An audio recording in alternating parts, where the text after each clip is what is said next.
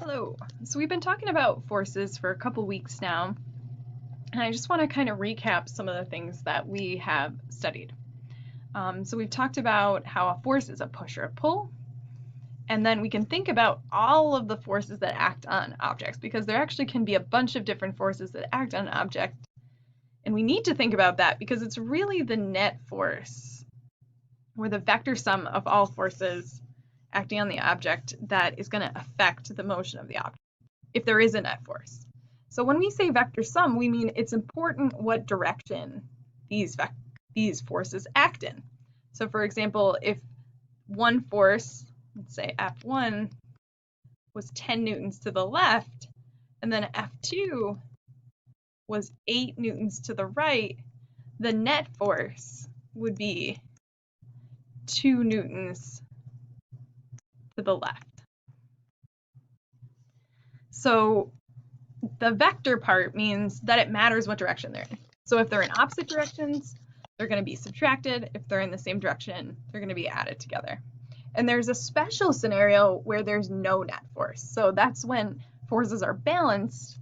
That occurs when something is at rest or not moving, or if an object is moving with constant velocity, then there's no net force acting on it. So that's Newton's first law of motion. It says if all forces are balanced, or if we have this condition of equilibrium and the net force is 0, then an object at rest will stay at rest, or an object in uniform motion will continue on in that motion. So if there's no net force, that means there is no acceleration, and no net force doesn't mean there are no forces acting on it. It just means that the forces are balanced. So the second law introduces what happens when there is an unbalanced force, or there is a net force in the scenario. So like this scenario here, where we had 10 newtons to the left and 8 newtons to the right, the net force would be 2 newtons to the left, and so this object would accelerate in the direction of the unbalanced force, or the net force. And this acceleration would be inversely proportional to the mass. So if I had that same force of 2 newtons and I applied it to a larger object or a more massive object, it would have a smaller acceleration. So the net force is the total force. Sometimes if you go on in physics, they write that like this, which is the sum. This is a summation notation of the forces. So there are a bunch of different types of forces. And I'm having trouble with my screen. There are a bunch of different types of forces, and we thought about those in the context of these different scenarios, and we drew the forces in this thing called a free body diagram. So if we had, let's say, a box pulled by a rope by a person, the forces that act on that box, we can think about the force of gravity, the normal force, the force of friction, because it's a rough floor, and the force applied by this person, which we could just call F. So each of those comes from certain things. So the force of gravity is really like the force of the earth on the object. The force of friction is really the force between the surface of the table and the surface of the object. The normal force is a supportive force from, let's say, the floor or the table on this box. And then the applied force comes from a person. So it's like the force that a person applies to a box. So we have all these forces. I think we named 5 forces.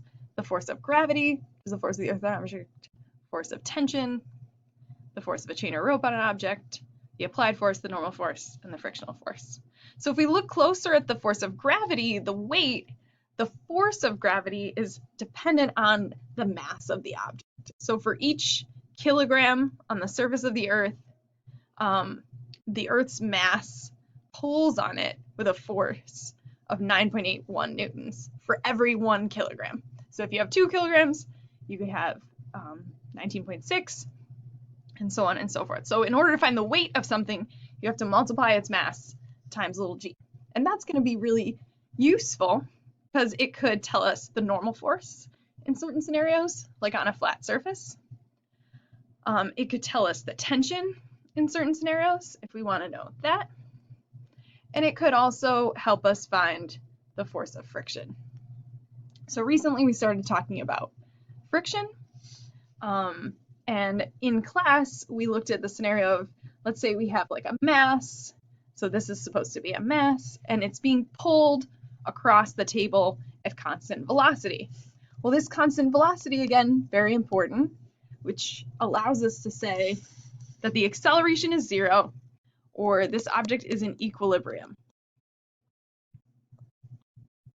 So that means that the two forces would add up to 0, or F pull minus FF equals 0. So the magnitude of the pulling force plus has to equal the magnitude of the frictional force. So we can then measure this frictional force by measuring the pulling force on different objects. And we can use that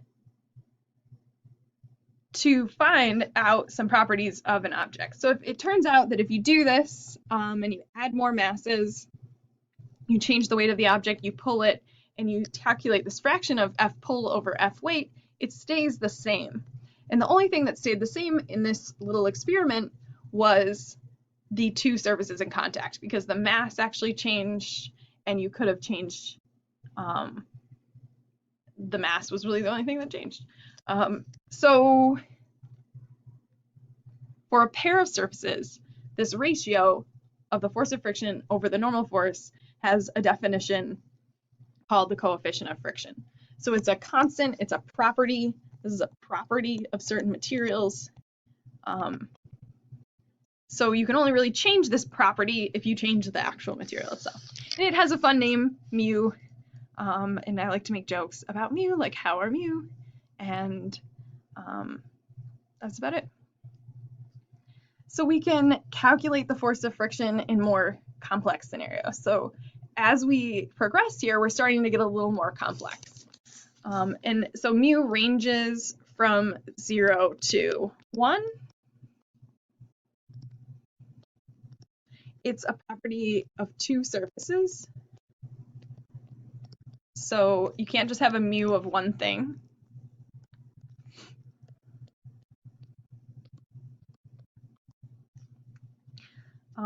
It measures how rough the two surfaces are, like roughness, where like 0 means not rough at all. So mu equals 0 means frictionless. And then if you wanted to change mu, you would have to change the surface.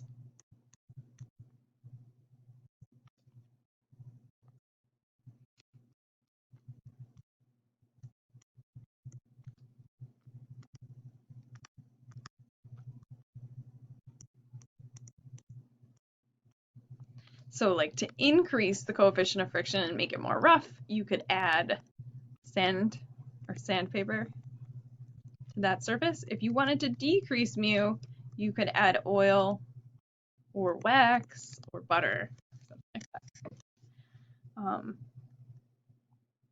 So that's kind of the gist of what we talked about so far. So now we can dive into some more complex questions. So like question number 2 here says a 20 kilogram wooden box is pushed across a wooden table with a force of 180 newtons. So they're being really specific, wood on wood. So that means we have to look in our reference tables for the property, the mu, the coefficient of friction between the two surfaces, wood and wood. And it's being pushed. So there is an applied force, and it says here that the force is 180 newtons. And the mass, so we'll start listing things. The mass is 20 kilograms. Mu, I looked up. We're going to use the kinetic mu because it's actually moving. So that's 0.3. And let's just take a second to talk about the difference between kinetic and static friction. So static friction is this force between two surfaces that are not accelerating or not really moving. So static friction is like this force that needs to be overcome in order to get going. Whereas kinetic friction is the force that's felt between two surfaces when they're moving. So it's easier, usually, in every case actually that we've found, it's easier to keep something moving than it is to get it to start moving. So there's this relationship that static friction is always greater than kinetic friction. So kinetic friction happens when the objects are moving. This is the case here, and we're interested in the acceleration. So we'll draw our free body diagram, and I can't switch colors. I'm not super happy about, but it's okay. So we have a force of 180 newtons here. We have a frictional force that we don't know. We have our force of gravity, and we have our normal force. So we're interested in its acceleration, so we're interested really in the x direction. So let's consider the x direction for a moment. So in the x direction, and in all directions, we start with this great formula, Newton's second law, F net equals ma. So the net force in this case is going to be the sum of these two forces, the applied force, 180 newtons, and the force of friction. But because they're in opposite directions, that sum ends up being in the addition of a negative force. And so we really end up subtracting. So we're going to say F minus FF equals M, which is 20 times A, which is what we're looking for. So we know F is 180, so we really just need to figure out FF. And in order to do that, we can use our formula mu Fn. But then we need to know Fn. So we need to look at the y information for that. And in the y direction, the acceleration is 0. It's not being lifted off the table or going into the table. So we know that the net force is 0. So that these two added together have to be 0. And so Fn has to equal Fg. So we can find Fn by taking the mass and multiplying it by the acceleration due to gravity, because that's the formula for Fg. So Fn equals 20 times 9.8, which is 196 newtons. So then we can go back, we can plug this back in here. So thinking again, I'm going to start with this equation. 180 minus mu, which is 0.3, which I looked up in the reference tables, times 196 equals 20 times A. So 180 minus, I think this is like 70 something.